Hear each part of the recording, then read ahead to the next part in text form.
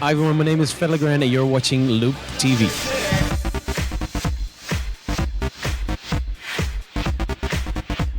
Kat here for Loop TV, and we've been lucky enough to finally nail down Mr. Fedde Legrand. How are you doing? I'm fine, how are you? I'm okay. Yeah, I'm good. I'm good. It's really nice to meet you. It's been a massive 10 years for you, actually. 2001 is when you started doing the parties, the big ones in Amsterdam. Yeah. Flamingo is 2004. Yeah. Am I Yeah, doing no, good? you know your facts. And then sort of 2006 is when we had Put Your Hands Up for Detroit. My hands are still up, which is a good thing. How's it felt? Has it been a bit of a roller coaster? Yeah, for sure. Especially.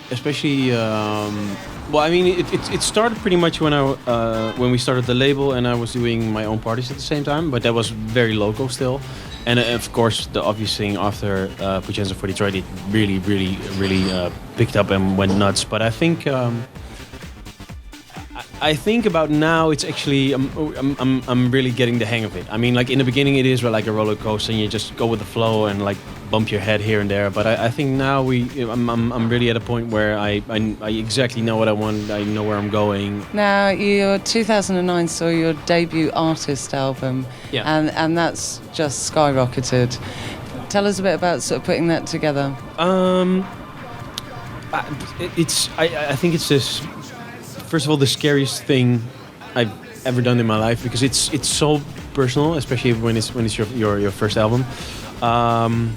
I'm still super happy with it. And basically I did everything I wanted to do. I work, not everyone. I still have a few people on my list I want to cross off, but I work with a lot of artists. From not famous to very famous. Did another track with Camille Jones, Ida Core, something with will.i.am, which was kind of special, of course. Stereo MCs, which was one of my personal favorite. I love Rob, and then some. I wanted to do something that is nice in maybe 10 years to listen to as well. Now, I wanted to ask you as well about your sort of creative process. Where are you based? Where's your studio? Where are you spending time making music? Well, actually, I live far outside of Amsterdam, actually, but I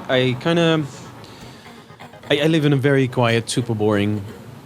It's a city still, but it's close to the village, all the way down south in Holland. But I kind of like it. Because I'm always on the road. I kind of want to be very zen when I get back and just focus on my studio time, actually. So let's talk technical now. There's an awful lot of emerging new technologies all the time, new plugins. There's the new CDJ 2000s, which everyone's now using.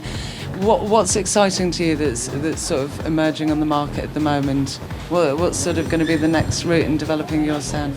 There are a few companies that I'm. For instance, UAD is one of the companies I'm really blown away by. I think all the stuff that they make but it's more on a sonic level that you can really push your sound until ridiculous limits almost. Which is great for you. No, it is. It is. I do have to say that on the synthesizer side, I was hoping there was a bit more. I mean, you have like your usual suspect, like the Silent, Nexus is kind of great, not too much edit options. Massive is cool, but Ace. But there's not. I would like to see more synths there that really sound like you want to sound it. So because I'm actually sometimes thinking back of maybe involving a bit hardware again. I still have a virus, and this is one of the things that we hear from some artists. Some artists are like, ditch the analog kit, and some artists are like, where's my old 808? I mean, I wouldn't say ditch it, but I mean some things, especially in synthesizer wise, some analog stuff is actually nice again. Do you think there's some stuff that you just can't synthesize and that they've never managed to reproduce?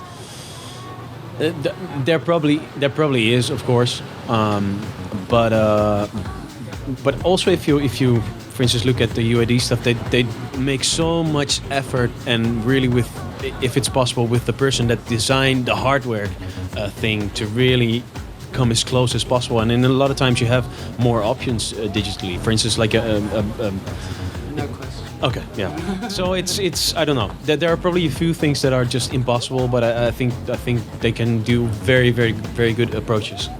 Now, tell me what 2010 holds for you. It's been a big year already, and your album's gone into 60 countries worldwide. Yeah.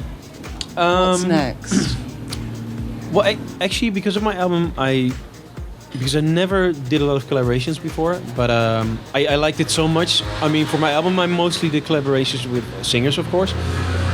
But I decided to really do some collaborations with some other DJs as well. So this is what I've been working on, and most of the things are planned for next year. But I did something with Green Velvet. It's really from here to there, but that's the fun for me. I mean, Green Velvet, Tiesto, which is on the opposite side, but I think it's an amazing track. Sultan and Ned Shepard, Nicky Romero, who's a very talented young Dutch guy. Mark Knight. Those are the things that are almost finished. But for me, it's really cool to go from one end to the other and kind of be the glue in between, kind of figure out a way that it works for you, but also for the other artists. I think that's cool. Fantastic.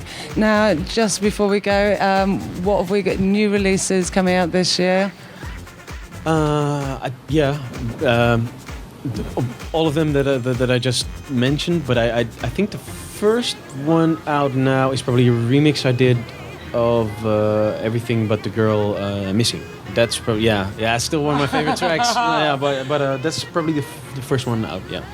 And how's the label going? How have you sort of found stepping back from doing some of the label management while you've been so busy? Hard, to be really honest. Because, like, once again, I don't know. It's but it's good to let it go and just see how it goes without you constantly involving. And actually we did quite good. I mean, the thing I'm most excited about is like very unknown in general with singers or producers. I'm just amazed by a lot of young talent from all over the world, and that's kind of cool. Through my website as well, we have a guy from Israel who actually teaches music in a school, but he makes house as well, and he was sending stuff which is really, really amazing. So we signed that right away. Yeah. And I mean, this is the nice thing, is if people send you your tracks, you genuinely might listen to them. No, I do. Yeah, I do. I mean, we have one guy in the office actually collecting them, and I really go through most of them, which is not always a nice job, because I think sometimes people in their enthusiasm send something maybe a bit too early, but then again, you have some really rough diamonds in there that are really cool. And you can spot them first chance. I hope so. We tried it. Yeah. Fantastic. Thank you so much for taking time out to talk to us, and I hope we'll catch up with you again. This is Kat for Loop TV with Fedde Legrand.